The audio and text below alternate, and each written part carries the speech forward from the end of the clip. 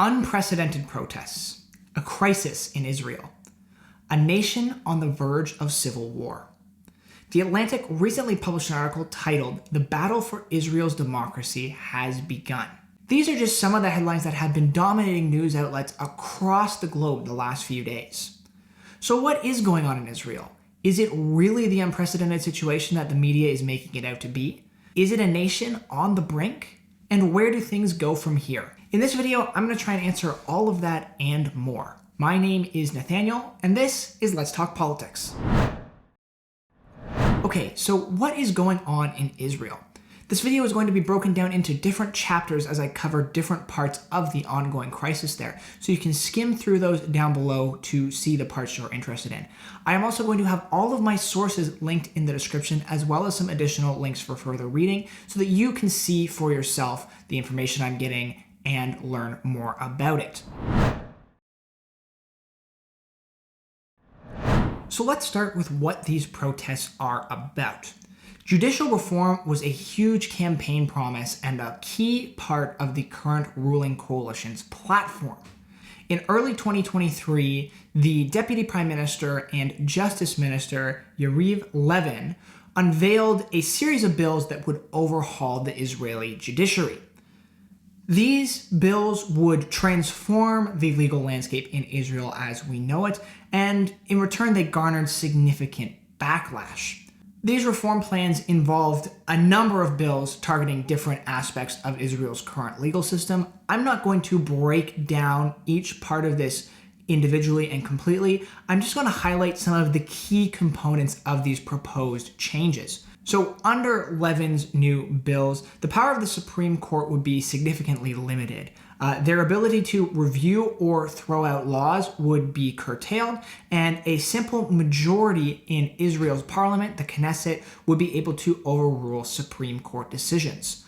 Another one of the proposed changes would allow the government to have a decisive say over who becomes judges, including on the Supreme Court. So they would have the power to appoint judges throughout Israel's judicial system, from the High Court to the Supreme Court. Ministers would also no longer be required to obey the advice of their legal advisors, which is guided by the Attorney General. Now, one of the bills in this broad overhaul has already passed, and that is the ability for the Attorney General to unseat the ruling Prime Minister because he has determined that they are unfit to govern. And so you can see that key aspects of this plan involve curtailing both the power of the Supreme Court and also the power of the Attorney General, and strengthening the power of the Israeli parliament, which would give a significant amount of power to whoever is ruling the government at the time. So critics of these bills see them as an attack on judicial independence. It is a great way for the government to seize significant control and eliminate key checks and balances in the Israeli system. Many have suggested that the reforms pose a threat to democracy and would allow the ruling party to act like a dictator. Now, this would extend beyond just the current ruling government, which is a very right-wing government. It would be applicable to any future governments as well. So even if this were not to be abused by the current government, which, you can have a whole discussion about that, it opens the door for subsequent governments to also abuse this additional power. And so generally critics saw it as a way to weaken Israeli democracy and the Israeli system. Supporters, however, see it as a check on power, as a strengthening of democracy. They see it as a way to check the power of judges who are unelected, check the power of elites in the country who have significant sway, and allow the court to be in line with the will of the people. So they've elected a very right-wing government, and they would say they want a court that aligns with the stance of the elected government. Right now you have a very right-wing government and a very left-wing court. It's a nice balance, but the proponents of the bill see this as a failure of democracy, a failure of representation, and that the overhaul is needed so that not just the government, but also the court is representative of the wills of the people. So that is the heart of the issue at play here. There are a lot of moving pieces and elements to this crisis, and I'm going to expand on some of them a little bit later, but that is what has triggered this initial crisis, is these series of reform bills. So moving on to the protests themselves, they've been happening for many, many weeks now. They started in early January when these amendments that were, again, a key campaign promise were formally proposed at the start of the year. The reforms were much more broad than a lot of people were anticipating, and so that prompted immediate backlash. The first major protest was on January 7th of 2023, with an estimated 20,000 people coming out to protest peacefully in Tel Aviv. The legislation continued to advance through the formal processes, meaning through in and out of committees, different votes, amendments, all that sort of stuff. So it continued to go through its regular process while protests grew throughout the month of February. By the end of February, there had been multiple protests that had drawn an estimated 100,000 people or more in Tel Aviv, as well as smaller protests across the nation. The situation really began to escalate in March when an estimated 500,000 people protested across Israel on March 11th. That would make it one of the largest protests in Israeli history, and still the government continued to press on. About 2 weeks later, on March 25th, an estimated 630,000 people protested across the country, making it an even bigger protest than the record-setting one from a few weeks before. Over the course of these protests growing, pressure was also mounting on the Israeli government from other sides. There were periodic strikes in Israel from different working groups. There had been multiple attempts to block the Ayalon Highway, which is the main highway in Tel Aviv, as the protests grew. There was pressure from business communities in Israel who felt that the legislation would harm judicial independence and the rule of law and make a less stable business environment for businesses in the nation. There was even rumors of a possible downgrading, a credit downgrading in Israel over the judicial reforms. And so pressure was really growing. You also saw conscripts in Israel, which has mandatory conscription for youth, refusing to report for duty as a form of protest, saying, "We will not report until this legislation is shelved." And even an open letter from former Air Force commanders, all the former living Air Force commanders signed an open letter to the government asking them to halt this legislation, which is obviously a big issue for Israel, who faces, acute security threats. The Israeli president, who holds a largely ceremonial position, had offered to mediate in discussions to try and find compromise as this situation was clearly escalating. There was also pressure internationally from G7 nations such as the US and Britain for Israel to listen to the people as the protests grew, as instead of continuing to just push forward with these amendments. So all of these protests are happening against the backdrop of rising violence between Israel and Palestine. This year has been the deadliest year since the early 2000s and the Second Intifada. And there's concerns that there could be a third full-scale war between the two sides. This also just comes amid generally rising tensions in the Middle East. There was an Israeli attack on an Iranian drone facility earlier in the year, increased settler violence. There was a horrible, horrible Israeli settler attack on the town of Huwara in the West Bank that they burned the whole town to the ground. There was an IED attack in northern Israel along the border with Lebanon that led to a media blackout and a mini crisis that saw, Benjamin Netanyahu, the Israeli prime minister, actually shorten an overseas trip to come home. And so you have all of these dynamics in the Middle East, these security risks that are in the backdrop of the ongoing protests. The US had reported that Iran was on the verge of acquiring nuclear weapons, that they could potentially make a bomb in 12 days if they wanted to, as the IAEA, the UN nuclear watchdog, had reported that Iran had enriched uranium up to around 85%. Even in the last few days, you had seen increased fighting between the United States and Iranian proxies in Syria. And so you have a very tense external security situation coupled with this domestic turmoil. And so that brings us to what is happening right now. On March 25th, Yoav Gallant, who is the Minister of Defense in Israel, he called on the government to pause the judicial overhaul. Now, he supports the overhaul and the changes to the judicial system, but he believed that the external security risks posed by the protests were just too high to ignore. So his actual quote was, "I have never encountered the intensity of anger and pain as I have seen now. The rift in society penetrates into the army, and this is an immediate and tangible danger to the security of the state.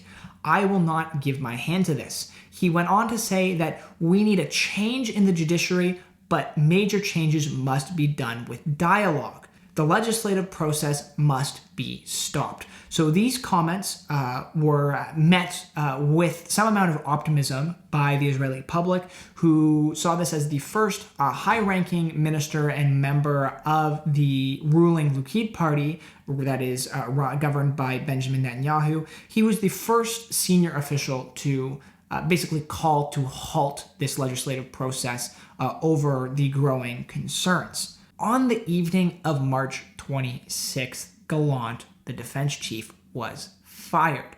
Now, his comments had been met with some cautious optimism from the general populace. Many people saw this as a step too far for even Benjamin Netanyahu, who was acting more and more like a dictator, firing, getting rid of anyone who had dissenting opinions.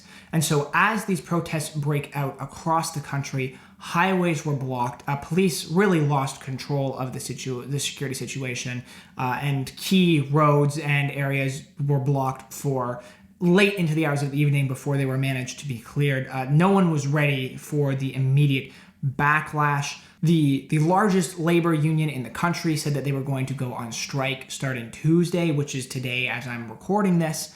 And the universities, all the universities and colleges across Israel announced that they would be ceasing classes immediately and indefinitely. The student unions also said that they were going to be joining in on this. And so all of a sudden you have this intense firestorm and amount of pressure on the government and a major crisis.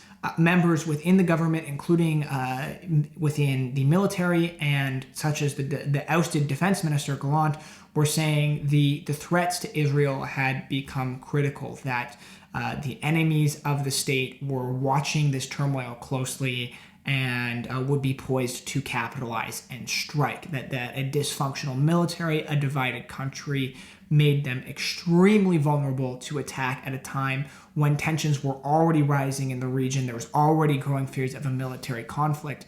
And again, keep in mind, that is what prompted Gallant's call to pause this legislation in the first place. It was not opposition to the legislation, but a feeling that this security threat had become so large it could no longer be ignored, and to protect Israel, the legislation had to be paused. And so now you've seen this massive storm, and this threat is as acute as ever. There were rumors that the IDF had been placed on high alert. That's the Israeli Defense Forces. They were never proven to be true, but you can take that for what you will. Several former ministers, the leader of the opposition, all put out various statements talking about the grave danger that Israel was facing in this moment of crisis. You had fires burning in the streets. The protests were still largely peaceful. There was not the vandalism or burning of buildings, but you had fires in the streets. Thoroughfares were blocked. And so you just have this massive crisis that blows up after the defense minister is fired. The New York envoy for Israel resigned. Other government members were protesting. They announced hunger strikes, those sorts of things. And those protests would continue on to the 27th of March. Overnight, there were reports that Netanyahu was pulling the legislation or pausing it at the very least.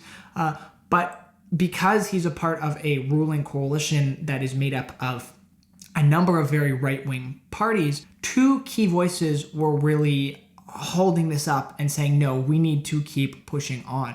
One of them was Yariv Levin, who had proposed the amendments. He said that he would resign if the judicial overhaul was paused.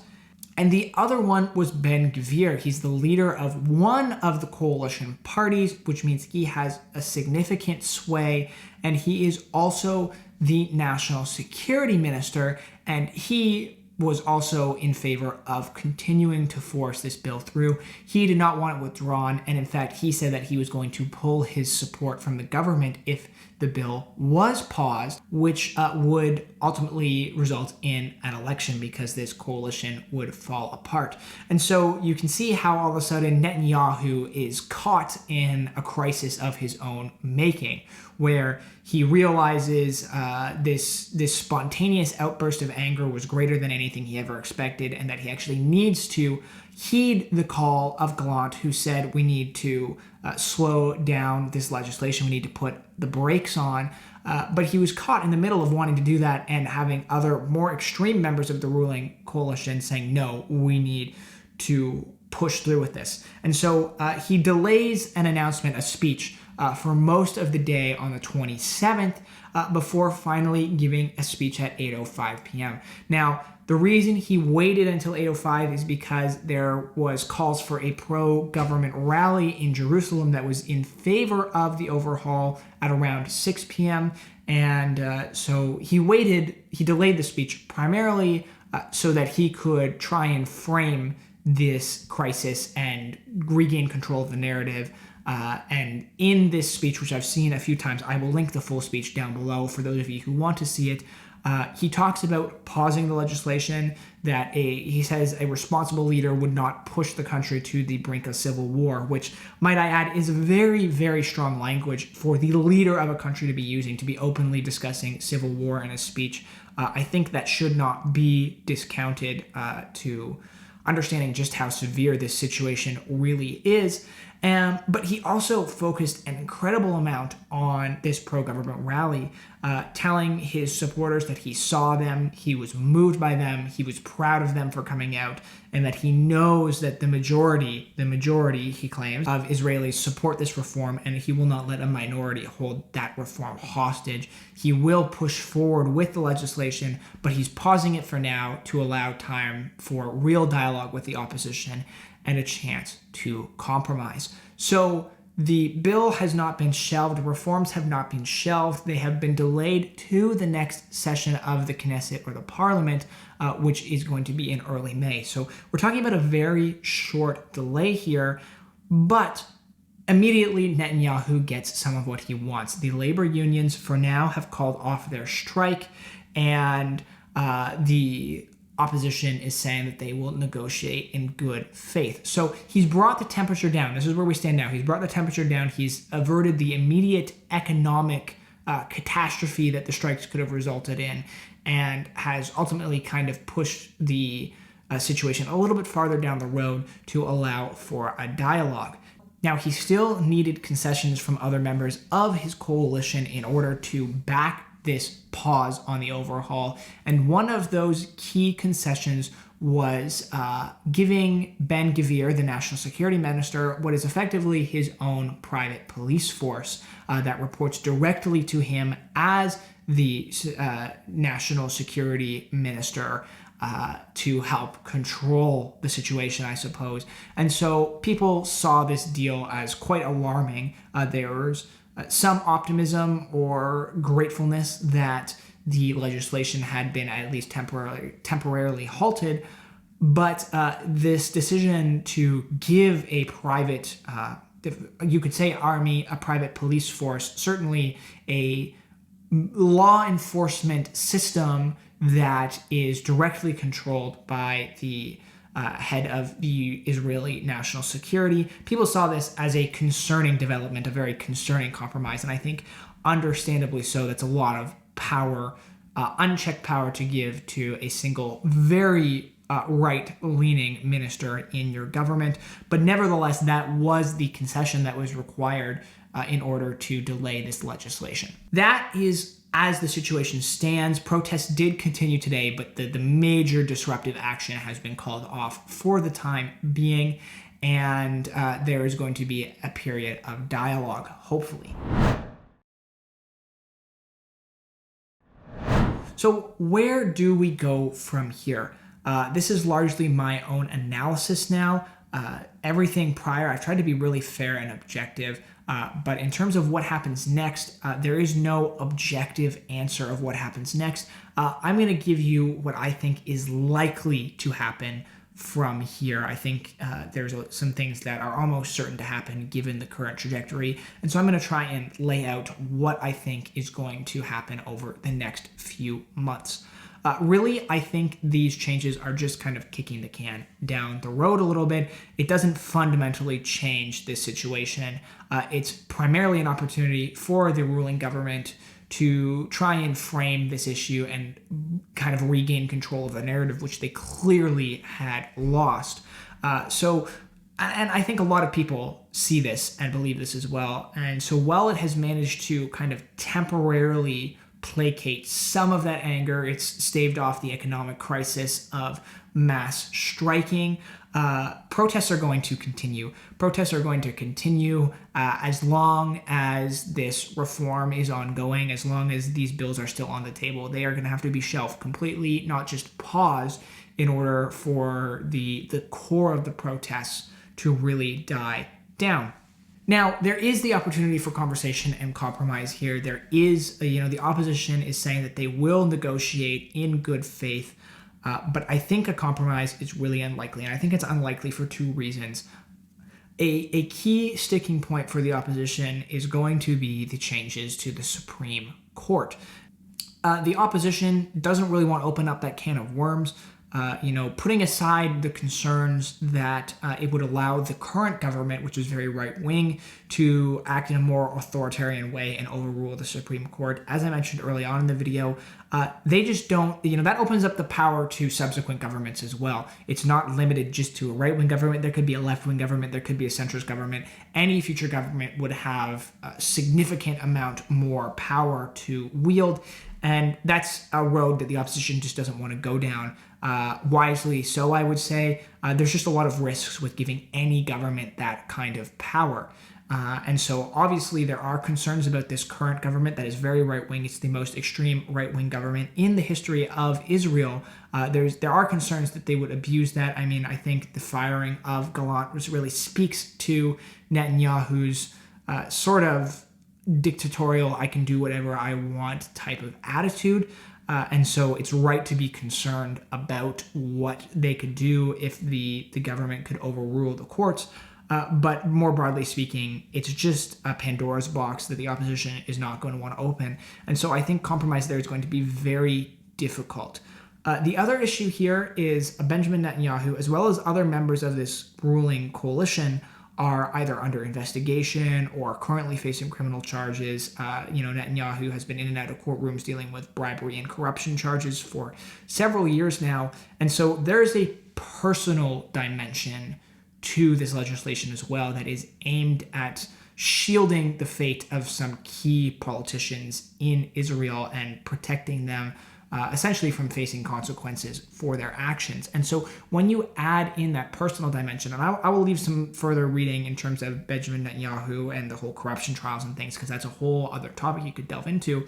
The point is, much like with the changes that he made to the Attorney General so that the Attorney General could not unseat him, he made those changes at a time when there was rumors that the Attorney General was in fact going to unseat him over conflicts of interest. You get a situation where these leaders are not going to want to compromise anyway. Their own person is staked on these reforms. Their own survival is staked on these reforms passing. And so that makes an environment where compromise is really unlikely. You're going to see this come back in May. You're going to see the major labor unions threatening to strike again, healthcare threatening to strike again, universities shutting again.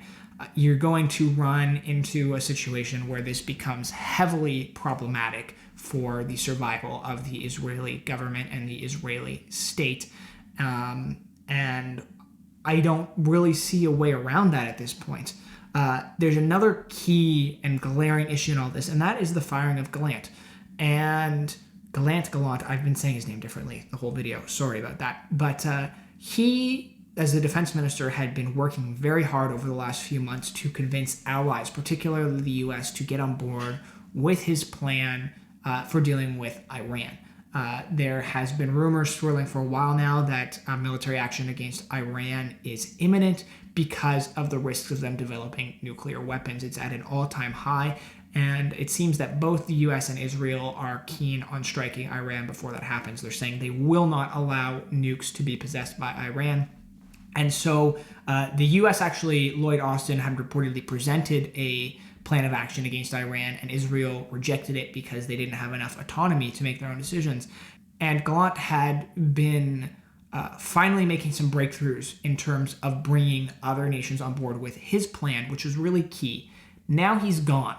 So you have the defense minister chair vacant. You're going to have a new voice coming in potentially, and I'll get to that potentially, which is going to reset the clock on all those discussions. It leaves a glaring hole in security, and so the security crisis in Israel is already exacerbated. The other weird part of this whole story is that Gallant is still technically the defense minister. He was sacked by Netanyahu, but he has not resigned from his post, and his office has not actually received a formal letter of dismissal at this point. So he's currently still acting as the defense minister, even though he's been said to be fired, and Netanyahu's not saying he'll reinstate him. I guess he offered him the option of resigning from the party and staying on as defense minister, and Gallant rejected that. And so you have this weird limbo right now where who is in charge of the defense of Israel? People don't really know. And so that's a key opportunity for Israeli adversaries. And so you have a very complex security situation now that is intrinsically intertwined with the domestic situation. And so I could very well be making another video in a few months' time about where things are going next again, because at the end of the day, there are just a lot of unknowns. There's one key thing left that I want to note, and that is that the opposition leader, Yair Lapid, has said in terms of negotiations that he would really like to end this with a constitution. Israel does not currently have a constitution, and that's part of what is making up this crisis. They have never been able to formally agree on a constitution. They have a series of basic laws that kind of guide the way things are done in Israel, and those laws can be changed and overridden in a way that a constitution cannot. So Lapid is saying he would like to come out of this judicial overhaul with a formal constitution of what you can and cannot do. If that does happen, that would be great for Israel. That would really strengthen and solidify their democracy.